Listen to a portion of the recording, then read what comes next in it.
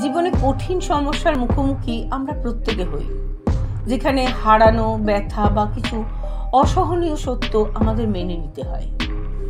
মনের ভেতর যে শূন্যতা, অন্ধকার আর নিঃশব্দ কান্না বাজে, সেটাকে পেরিয়ে আসার জন্য আমাদের বেশ কয়েকটি ধাপ পেরোতে হয়।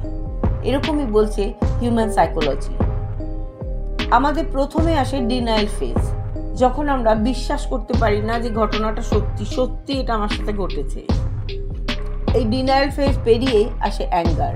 এরপরে নিজের উপরে রাগ হয়, চারপাশের মানুষের উপরে রাগ হয়, কেন এমন হলো, কেন আমার সাথেই বা এটা হলো। এই স্টেজের পরে আসে বার্গেনিং ফেজ, যেখানে মানুষ চেষ্টা করে বিভিন্নভাবে জায়গাটা যদি ঠিক করে নেওয়া যায়।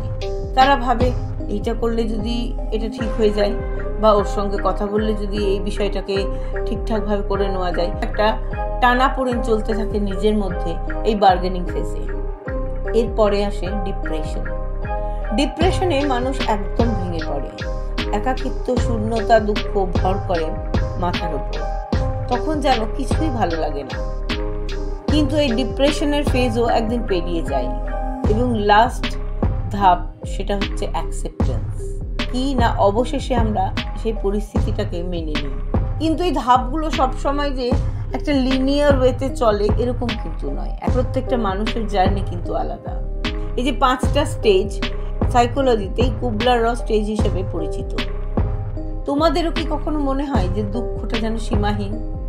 কিভাবে প্রতিটি ধাপ পার করা যায় এবং কিভাবে নিজেকে হিল করা যায়, এই পুরো গল্পটা জানতে হলে দেখো আমাদের এই লং ভিডিওটি। লিঙ্কটি আমি ডেসক্রিপশন এবং ফার্স্ট কমেন্টে দিয়ে রাখলাম।